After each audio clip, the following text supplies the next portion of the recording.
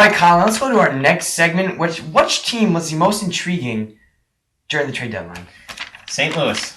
Cardinals, baby. They were the most intriguing to me. They made these small little improvements. They picked up Brandon Moss from the Cleveland Indians, Steve Cishek from the Marlins. They made these small little adjustments. They flew in right under the radar. They are birds, so I hope they can fly. It's true.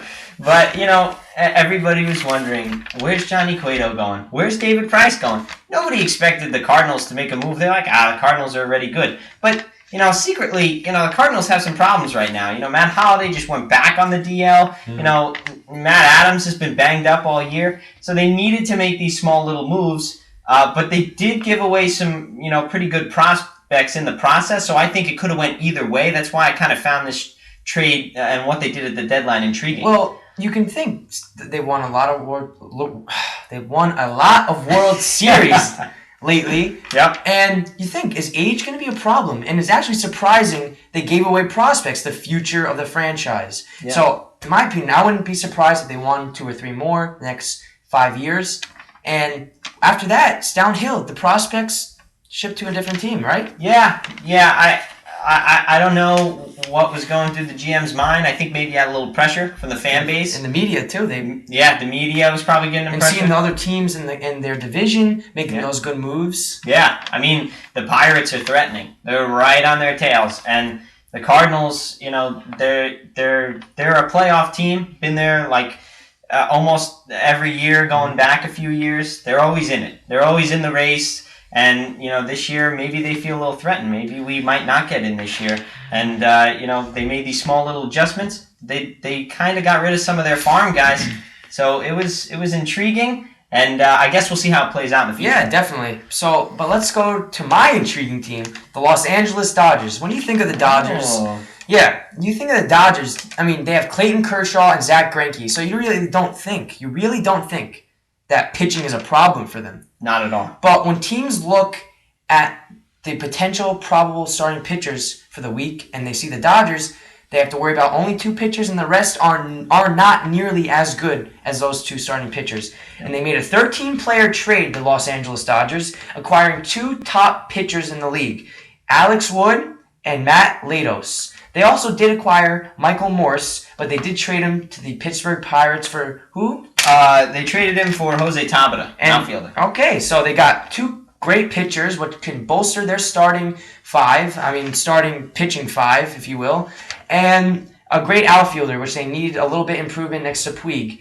So, and Jock Peterson's been on a cold streak, so they need that little, maybe a couple of starts here and there for that player they did trade for. Give him some rest. Yeah, so 13-player deal is always huge. 3-team, 13-player deal. They definitely got the better end, bolstering their pitching. Magic Johnson's co-GM or co-owner, they want to win right now. Don Mattingly almost got fired last year because of the one appearance in the playoffs. High expectations over there now. They want to win right now, and this deal shows that they really did. So, Colin, what are we going to talk about next? Well, next we're going to talk about, who made a smart deal. Not necessarily a blockbuster deal, not necessarily, a team that's rebuilding, but just who made a smart trade. Right time, right place, right team. Or it can be a bad trade as well, or something that did not help the organization at all by not making a trade. Yep. So, Colin, what team did you choose? Was it smart or was it not smart? Basically. Right. Yes. So, what I chose was, I believe, a smart move was made by the Tigers in trading David Price. I think it was the right time. David Price is a free agent coming next year. Right. So he's only got 3 years left. 3 months left with a team. So, Detroit knows the rest of the league, they need pitching. Everybody, who wouldn't love a starting pitcher? And David Price. Exactly. He's an ace. And Toronto was buying. And, they traded Detroit some great prospects. Daniel Norris, the Van Man. Yes. I love him. They also got Jarrow Lambert and Matt Boyd, who is a great prospect. You got some stats on him, right? Matt Boyd, 9.2, 1.68 ERA in AA and AAA this season. And, those are great pitchers they got. And to add on to what you said, David Price, like you said, 1 year left on his contract. He's probably not going to return to Detroit. He probably wasn't going to return to Detroit this coming off season. Right. The GM sees that on the table. can get a lot out of him, and they did. That's what a GM does. If they see a star player with 1 year left on his contract who knows he isn't coming back to the organization, they want to get value while he's still on the team, and that's exactly what they did. And it's interesting, because that GM is, an older GM. He's probably passing on the torch soon, and, he probably wanted to make it to the playoffs, but he realized that he's just in too tough of a division to get there this year. So might as well trade some of their star guys. And he probably thought, you know what, for the sake of the organization, I'm sure they would rather have a couple years of Daniel Norris and Matt Boyd instead of just 3 months of David Price. Yep, and they don't look like a playoff team anymore. Yeah, it's a no-brainer. So my team that made a not smart decision in not making any trades except one is the San Diego Padres. They acquired left-handed pitcher who I've never even heard of before. I don't even know how to pronounce his name. Excuse me for messing this up. Mark Rezpensky. He's a left-handed pitcher from Cleveland they acquired, and they gave up Abraham Almonte, an outfielder. In the beginning, in the last offseason, they got Matt Kemp, they got Upton, they got Kimbrel. They looked like a really good team coming to the season. Yep. Huge disappointment. And all you heard about this past week and a half as the trade deadline came closer. Oh, look for the San Diego Padres to move their aces. James Shields, look for them to make this deal.